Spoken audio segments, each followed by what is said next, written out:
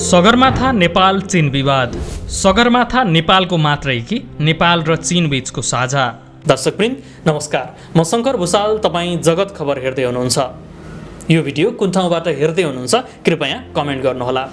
नेपालले सगरमाथालाई आफ्नो हिमालका रूपमा बताउने गरेको छ भने चीनले नेपाल र तिब्बती क्षेत्रमा अवस्थित उक्त हिमालमा आफ्नो दाबी प्रस्तुत गरेका दृष्टान्तहरू पनि छन्।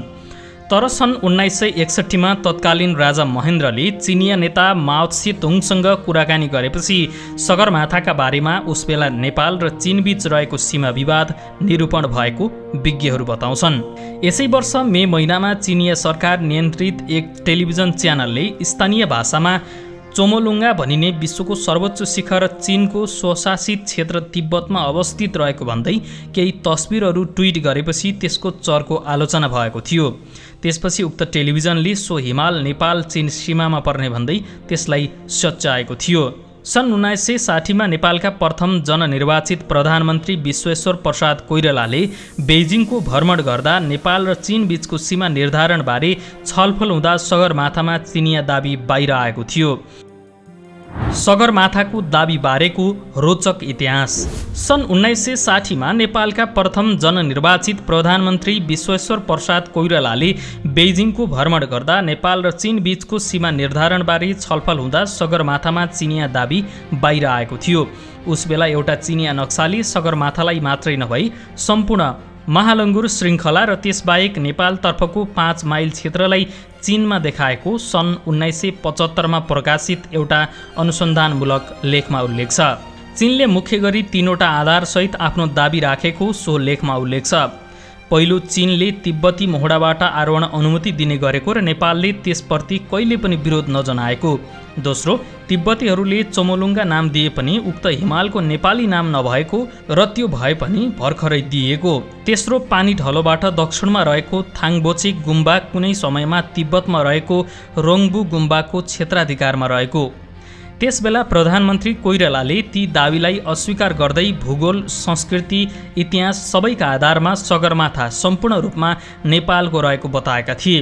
बीपीले चिनिया प्रधानमन्त्रीलाई चोमोलुङ्गा नाम चिनिया नभई तिब्बतबाट आएको उल्लेख गर्दै विश्वको सर्वोच्च शिखरको नेपाली नाम सगरमाथा रहेको जवाफ दिएको प्रसङ्ग आफ्नो आत्मकथामा उल्लेख गरेका छन्।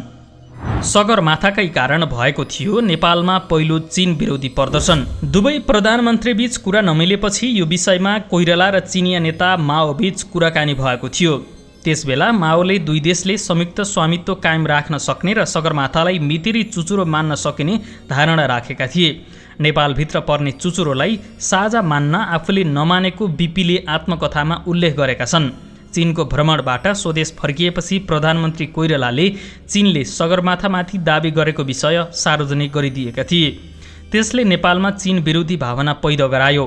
सन् 1960को अप्रिलमा सत्तारूढ नेपाली काङ्ग्रेसको नेतृत्वमा चिनिया दाबी विरुद्ध 18वटा सामाजिक समूहले राजधानीमा प्रदर्शन गरेका थिए। सन् 1950 यताको नेपाल चीन सम्बन्धबारे पुस्तक लेखिरहेका अमिश मुल्मी भन्छन् नेपालमा भएको सम्भवतः पहिलो चीन विरोधी प्रदर्शन सगरमाथाको विषयलाई लिएर भएको हो। त्यही वर्ष तिब्बती मोहडाबाट पहिलोपटक सगरमाथाको सफल आरोहण भएको थियो। ती विरोध प्रदर्शन चिनिया प्रधानमन्त्रीले त्यसै वर्षको अप्रिल अन्त्यमा गरेको नेपाल भ्रमणमा हुन नदिन प्रधानमन्त्री कोइरालाले सगरमाथाको विषयमा चिनिया पक्षसँग कुराकानी गर्ने बताएका थिए। त्यसबेला आयोजित पत्रकार सम्मेलनमा चिनिया प्रधानमन्त्रीले कोइरालासँगको भेटमा माओले सगरमाथालाई सिमानाका रूपमा देखाइएको नेपाली नक्सा आफूलाई मान्य भएको बताएको उल्लेख गर्दै हिमालको उत्तरी भाग चीनको र दक्षिणी भाग नेपालको हुने नक्साङ्कन चीनलाई मान्य हुने बताएका थिए। त्यसको जवाफमा प्रधानमन्त्री कोइरालाले दुई देशबीचको मत भिन्नता साँगुरिएको र भूगोल एवं ऐतिहासिक तथ्य अध्ययन गरेर उक्त विषयको हल खोज्ने धारणा राखेका थिए। त्यसबेला नेपाल र चीनका नेताहरू उक्त विवादलाई संयुक्त सीमा समिति मार्फत नभई दुई देशबीचको उच्चतम राजनैतिक तहबाट समझदारीमा पुग्न सहमत भएका थिए। राजा महेन्द्रको सक्रिय शासनकालमा समझदारी। राजा महेन्द्रले सन् 1961मा चीनको भ्रमण गर्दा सगरमाथा बारेको विवाद निरूपण गर्ने अन्तिम प्रयास गरियो। जननिर्वाचित सरकार अपदस्थ गरी राजा महेन्द्रले सत्ता हातमा लिएको उक्त समयमा चीन र भारतबीच पनि सम्बन्ध बिग्रिएको अवस्था थियो। सन् 1961 अक्टोबर 1 देखि 5 सम्म भएको भ्रमणको अन्तिम दिन दुवै देशका राष्ट्र अध्यक्षहरूले नेपाल अधिराज्य र जनवादी गणतन्त्र चीनबीच भएको सीमा सन्धिमा पिपुल्स कङ्ग्रेस हलको भवनमा हस्ताक्षर गरेका थिए। उक्त सन्धिको 11औं बुँदामा सगरमाथा हुँदै सीमारेखा अगाडि बढ्ने उल्लेख गरिएको छ। उक्त राजकीय भ्रमणमा स्वदेश फर्किएपछि राजा महेन्द्रले चीनसँगको सीमा सन्धिले नेपाललाई करिब 300 वर्गमाइल भूमि लाभ भएको र सगरमाथा आज जसबारी संसारको आँखा परे जस्तो लाग्दछ, जस्ताको तस्तै हाम्रै देशभित्र हाम्रै भएर रहेको छ भनेर वक्तव्य जारी गरेका थिए। त्यसबेला आफ्ना प्रतिनिधिहरू बीचको समझदारीलाई प्रतीक्षा गर्दै नेपालका राजा र चिनिया प्रधानमन्त्रीले एक रात नसुतेरै बिताएको बताइन्छ।